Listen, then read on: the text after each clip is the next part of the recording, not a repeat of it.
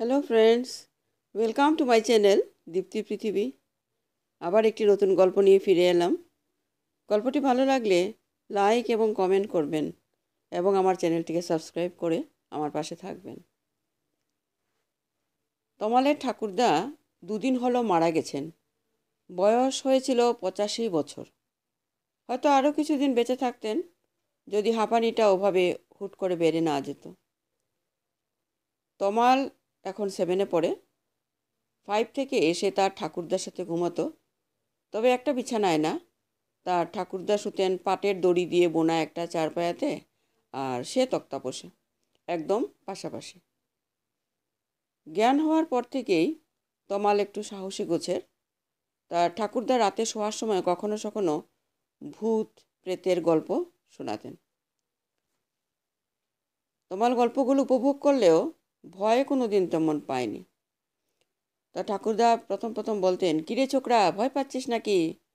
তমাল সোজাসাপটা উত্তর দিত, না। তার গলার স্বর শুনে ঠাকুরদাই বরং মাঝে মাঝে চমকে উঠতেন। নাতির বুকের পাটা বটে। যে বয়সে বেশিরভাগ ছেলে মেয়ে ভূতের গল্প শুনে মা বাবাকে জড়িয়ে কাঁথা মুড়ি নেয়, সেই বয়সে তমাল একা শুয়েও অকম্পিত গলায় ঠাকুরদার প্রত্যেক কথার জবাব দিত। শেষ দিকে প্রায় মাস তিনেক তমালের ঠাকুরদা রাতে আর নাতির সাথে গল্প করতেন না। মুখ দিয়ে সারাক্ষণ ঘর ঘর সরসর সাই সাই অদ্ভুত সব আওয়াজ বের করত। কখনো কখনো সেই আওয়াজে তমালের ঘুমটাই ভেঙে যেত। মাঝরাতে হঠাৎ চমকে উঠত। ঠাকুরদার রোগের কথা মনে পড়তেই আবার শুয়ে পড়ত। শেষ মাসটা তমালের পাশে তার বাবা এসে শুয়েছিলেন, ছেলেকে সাহস জোগাতে না, তার বাবার ডাকে সাড়া দেওয়ার জন্য। শরীরের যা অবস্থা, কখন কি হয় বলা যায় না। অথচ তমালই প্রথম তার ঠাকুরদার মৃত্যু ঘণ্টা টের পায়। সেদিনও তার ঘুমটা মাঝরাতে ভেঙে গিয়েছিল, কিন্তু তার ঠাকুরদার গলায় কোনো রকম আওয়াজ শুনতে পায়নি। মিনিট পাঁচেক দুরু দুরু বুকে অপেক্ষা করার পর তার বাবাকে জাগিয়েছিল। ততক্ষণে সব শেষ। লোকজনকে ওঠানো হলো, আত্মীয়দের খবর দিয়ে তাদের আসতে ভোর কাবার। দহকাজ শেষ হতে 7টা বেজেছিল। তার ঠাকুরদার মুখেও তমাল আরেকবার কথাটা শুনেছে। মৃত্যুর পর 3 দিন পর্যন্ত সেই মানুষটার আত্মা বাড়ির আনাচে কানাচে ঘুরে বেড়ায়। তাই সন্ধ্যার পর মৃত ব্যক্তির আত্মীয় স্বজনদের বাইরে ঘোরা নিষেধ। অথবা একা একা রাতে উঠে পায়খানা পেচ্ছাপ করতে যাওয়াও চলে না। কাউকে সাথে নিয়ে কোনো লোহার বস্তু হাতে ঠেকিয়ে যেতে হয়, না হলে আত্মা তাকেও সাথে করে টেনে নিয়ে যায়। প্রথম রাতটা তমালের ভালোই কেটেছিল। ভয় ডর তো এমনিই খুব কম, তার উপর রুখো মাথায় ডুব পেরে শুকনো মুড়ি চিবিয়ে দেহ মন দুই ক্লান্ত ছিল, তাই এক ঘুমেই সকাল। কিন্তু আজ হঠাৎ তার ঘুমটা পট করে ভেঙে গেল। পাশে তার বাবা শুয়ে আছেন। চৈত্র মাসে মাঝামাঝি হলেও ভোরের দিকে কাঁথা মুড়ি নিতে হয়। বারান্দাতে এখন সবাই জুড়িসুড়িভাবে একসাথে শুয়ে আছে। একটা একদম কম পাওয়ারের আলো জ্বলছে, তাতে সব কিছু টের পাওয়া গেলেও মুখ চেনা যায় না। তমাল প্রথমেই ভাবল, সে হঠাৎ জাগলো কেন? আর তখনই মনে পড়ল একটা আওয়াজের কথা, ঠিক যেন তার ঠাকুরদার গলা। মৃত্যুর আগে যে শব্দটা শুনে তার ঘুম ভেঙেছিল, তেমনই একটা আওয়াজ সে পেল।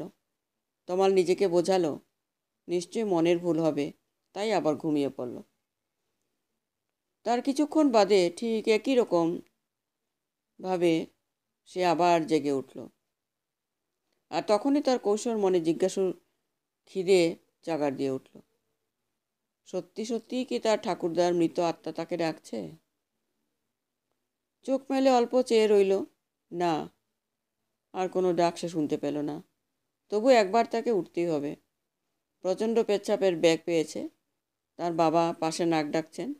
একবার ভাবল জাগায়, কারণ দরজাটা বড্ড কড়া, কিছুতেই সে খুলতে পারে না। একবার তাকিয়ে দেখে নিল দরজার দিকে, মনে হলো ওটা খোলা রয়েছে। যাক, ভালোই হলো। দরজা খুলে আঙ্গনে বেরিয়েই বাঁ দিকেই বাথরুমটা। নিশ্চয়ই কেউ উঠেছে। তাই আর তমাল বাবাকে বিরক্ত করল না। কাঁথাটা এক হাতে সরিয়ে উঠে পড়ল। পা বাঁচিয়ে সন্তর্পণে চলে এলো দরজার সামনে। যা ভেবেছিল তাই। দরজা খোলা। আকাশে অসংখ্য তারা ফুটে আছে।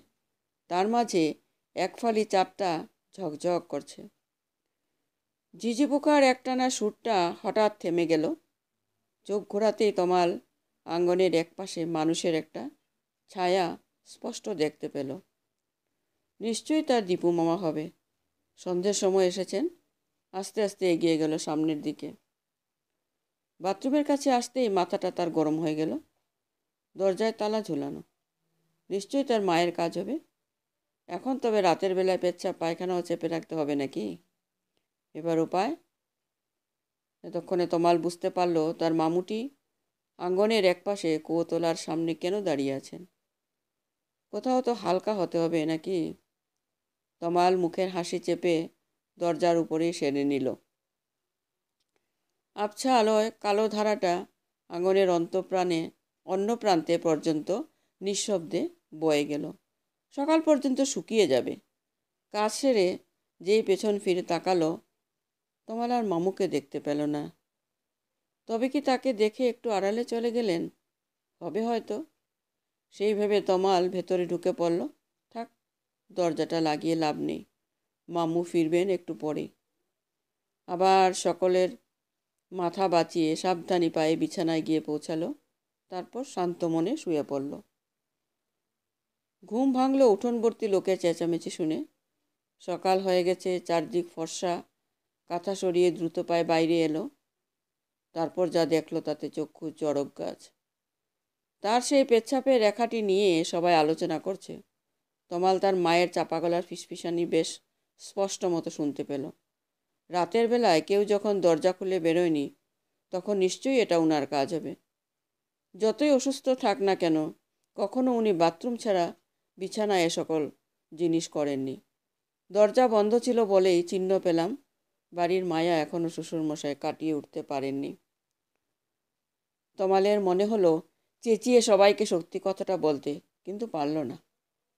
হঠাৎ মনে পড়ে গেল দীপু মামা গাড়ি নিয়ে আসার একটু পরেই ফিরে গেছেন। অথচ কথাটা রাতের সময় খোলা দরজা দিয়ে বেরিয়ে ছায়ামূর্তিটি দেখার পর একবারও খেয়াল পড়েনি।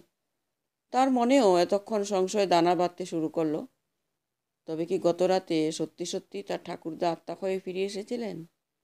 তাই যদি হবে তাহলে তাকে তো সাথে করে নিয়ে যেতেন। সে তো কোনো লোহা ছুঁয়ে থাকেনি। সত্যি কথাটা সকলের সামনে বললে এখনই সবাই তাকে নিয়ে ব্যস্ত হয়ে পড়বে। ঝাড়ফুঁক, তাবিজ, মাদুলি, এটা সেটা করে একেবারে নাজেহাল করে ছাড়বে। তাতে সবার উদ্বিগ্নটাও দ্বিগুণ বেড়ে যাবে। তমাল তাই চুপ করে গেল। তার থেকে বরং সকলের ধারণাটাই বেঁচে থাকুক। এতে ঠাকুরদার অল্প সম্মানহানি ঘটলেও শান্তি। একসময় তমালের চোখ দিয়ে ঝরঝর করে অশ্রুধারা গড়াতে শুরু করলো। ঠাকুরদার স্মৃতি তাকে কষ্ট দিচ্ছে। বুকটা তাই ফুলে ফুলে উঠল। চোখে জল না গড়ালে এ ব্যথা থেকে মুক্তি পাওয়া যায় না। পেছন থেকে তার বাবা মাথায় হাত বুলিয়ে দিলেন। কাঁদিস নে তমাল, চুপ কর বাবা। এভাবে কাঁদলেই কি তোর দাদুমণি ফিরে আসবে? বরং তোর এই অবস্থা দেখে কষ্টই বেশি পাবে। আমি জানি রে, তোকে বাবা প্রাণের থেকেও বেশি ভালোবাসতো। তাই তো সহজে মায়া কাটাতে পারছে না। নমস্কার।